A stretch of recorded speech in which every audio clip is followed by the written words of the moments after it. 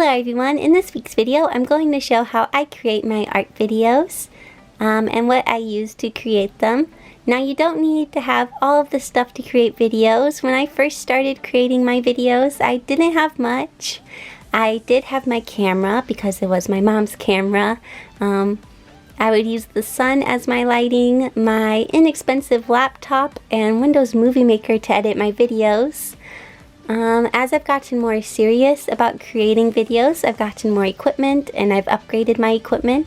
You don't have to use the same equipment as me, but you can definitely use this video as a guide. So let's get started. So I record in my family room. A lot of people ask what my workspace is like, but I don't really have one. Because I record in the family room, when I'm done recording I have to put all my recording stuff away, but thankfully my setup isn't very complicated. So the camera I've been using until now is a Nikon L105. My mom got it on sale on Black Friday. I don't remember the price, but we got it for a good deal. It's an older model, so it may be tricky to find, and it's pretty expensive still, and it doesn't record at 1080, it records at 720. I just recently upgraded to a Canon PowerShot SX720HS. Ooh, that's a mouthful. I'm using it for the first time in this video, so I'm still learning how to use it, and I don't really know what I'm doing. So this is my stand. As you can see, I kind of made it myself. I used this shelving unit I had. It's a closet-made 4430 tiny 4-cube organizer with 4 boho pattern bins. I had to do a lot of searching to find this thing online because I didn't remember what it was called. I took my tripod and wrapped yarn around the tripod and the shelving unit to hold it in place. It's not super sturdy, but it gets the job done. I've been using it for the past 5 years, so it has survived a lot of use. Next are the lights, and can I just say I am so happy I have these. I used to only be able to record on sunny days because I would use the sun as my lighting, but with these lights I can record whenever I want, which is really nice. The lights I use are square perfect. I have the 2A04 set. It comes with 3 stands, 2 tall ones and 1 short one. I put the tall one to the side of the table and then I put the short one on the table. For the area where I draw, I often place my tracing pad. This tracing pad I use is a Huion A3. I use it to make a nice smooth work area. I then tape some decorative paper to it so that my videos have pretty backgrounds. And the light board is really reflective, so the paper also helps with that. I often use electrical tape when taping my paper down because it's not super sticky and it's thick, so I can use it many times without it ripping. Now if I'm recording on the computer, I use Movavi Game Capture. My mom got it as a present for my brother and I decided to also use it for my videos.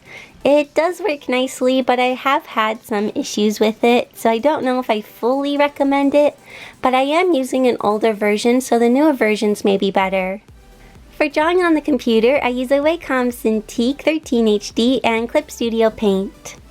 Some people may want to know, so I'm going to mention it. The computer I did use was an HP Pavilion 500 223W. It's an older model, so you probably better off getting something else. I just recently upgraded to an HP Pavilion Power 580-023W gaming tower. I got it on sale for $500. I got a gaming PC because the guy at Best Buy said it would work well for what I wanted to use it for. For recording voiceover, I use my camera's microphone. I go to my room where it's pretty quiet. I set my laptop in front of me so that I can read my script or watch the video so I can give commentary. I then set my camera on this box, hit record, and then start talking, like I'm doing now. Now I usually do have to do a little bit of editing before doing voiceover depending on the video. For this video I'm actually doing voiceover as one of the first things because this video is mostly based on the script. But sometimes I do have to edit the videos a little bit, like I'll have to speed them up to the time I want for how long I want them to be, Or for my videos, I pretty much have to fully edit them and then do the voiceover because I do the subtitles at the bottom. So my process can differ from video to video. This part takes a while. Now this isn't going to be an editing tutorial, but I will cover a few things. I used to use Windows Movie Maker. It's a free program that was on most Microsoft computers. Sadly, Microsoft no longer supports Windows Movie Maker, so you can only get it if you have an older computer that has it. I recently upgraded to Adobe Premiere Pro, and let's just say it is much more complicated than Windows Movie Maker. I'm still getting used to Premiere Pro, so I'm not the best at using it. For my tutorials, I have this overlay that goes over the video. That way I can put my subtitles underneath. I also often have my intros and my outros. If you want your intros or outros to fill the whole screen, you want to make sure to create it at the same resolution that your camera records at. My new camera records at 1920 by 1080, so I create my intros, outros, and overlays at that size.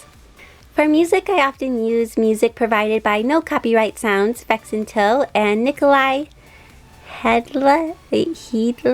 I'm sorry, I don't know how to say the last name. If you plan to put music in your videos, make sure the creators allow people to use their music in YouTube videos. That way you don't get in trouble. Now that I have the video edited, I watch through it to see if there are any mistakes, and then I export it and upload it to YouTube. So that is essentially my video creating process. I hope you enjoyed this video and that it was kind of helpful. Thank you all so much for watching, and I'll see you all next week in my next video. Bye!